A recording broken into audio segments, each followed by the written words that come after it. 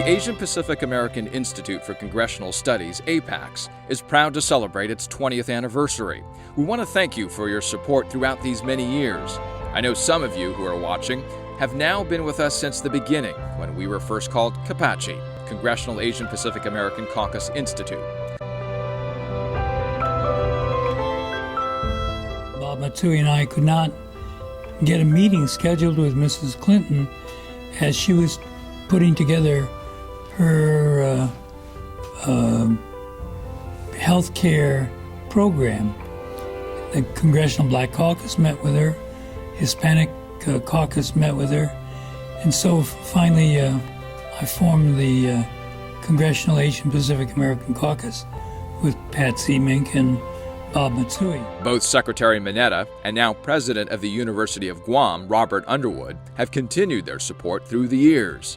What APEX does is it's perfecting democracy and getting participants into the political process in ways that the American founding fathers could never have imagined. In addition, the pictures of our former APACS presidents and executive directors who have left their footprints in APACS history.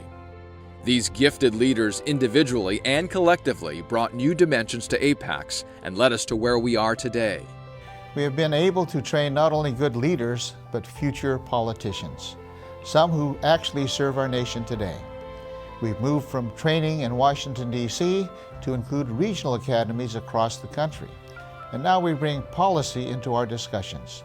We look forward to a deeper collaboration with Congress and broadening the pipeline of Asian American leaders in this country. When President Clinton came to speak at the APEX Gala, it was the very first time a sitting United States president had come to an APEX event, and more importantly, into the Asian Pacific American community. And it certainly was a turning point in Asian Pacific American history.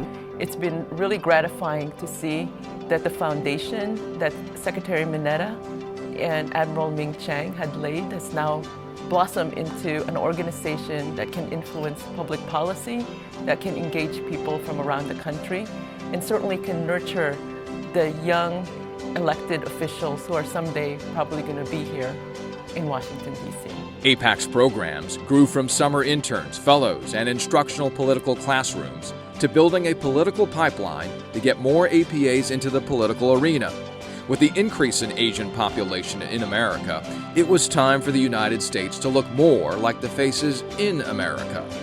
Going through the APEX program really helped me kind of get to the heart of what was important to me, and that really shaped a lot of my direction.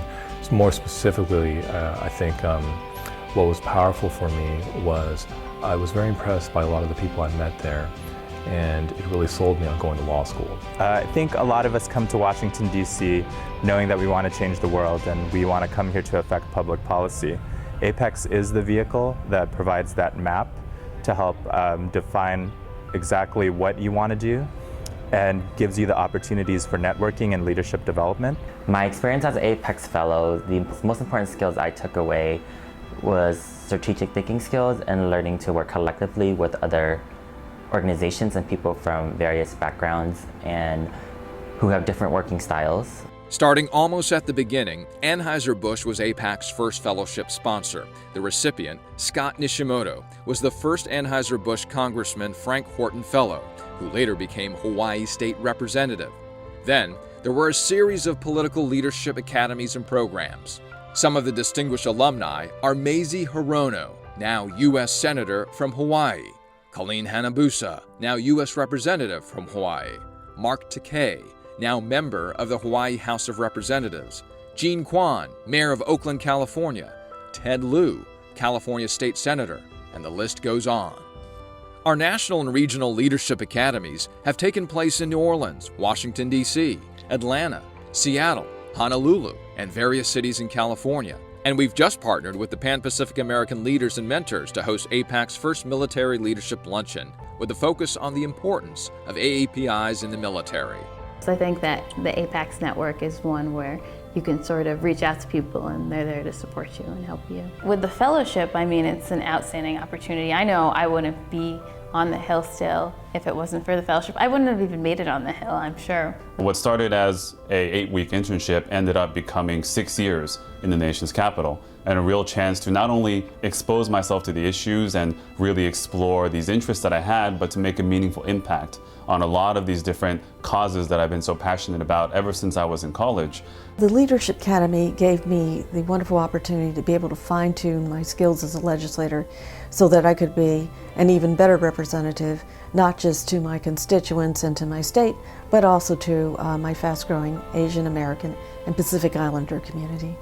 Because I took the apaics class, I was in a position where I had my eyes opened as to the possibility of having people who do not look like the standard stereotypical American leader, A, succeeding, and B, being able to accomplish things that were previously thought of to be impossible. APACS has also had the good fortune to have had Presidents Obama and Clinton, Vice President Biden, and a host of cabinet secretaries address our galas, which are held during the month of May, Asian Pacific American Heritage Month. Thank you so much. Thank you, Norm, for that kind introduction. More importantly, thank you for your lifetime of distinguished service to our country. I want to thank all the members of Congress who are with us, including 2 people who are fighting hard every day on behalf of every member of this community, Judy Chu, Mike Honda. Give them a big round of applause. APEX is truly building the leadership of our future. And that's why I'm so proud to support APEX. And that's why I'm so glad to see that you do too. Now, APEC's greatest partner is CAPAC, the Congressional Asian Pacific American Caucus. APAC's mission is to promote AAPI participation and representation at all levels of the political process by focusing on developing leadership, building public policy knowledge, and filling the political pipeline for AAPIs to pursue public office at the local, state, and federal levels. If CAPAC's mission is to amplify the voice of the AAPI community, APAC's then is the bullhorn. Washington, D.C. can be a real intimidating place. You have to survive in Washington. It is a totally different kind of place. And I will tell you, having gone to the academy is what prepared me. So I think that everyone who thinks about running for Congress or wants a job on the Hill, please come. And if you qualify and you can be accepted, take this opportunity. It's great. APACS has played a critical role in developing many leaders. However, we are unable to support many other deserving Asian and Pacific Islander Americans due to lack of financial means. We need your continued support to continue our mission. Thank you for your support.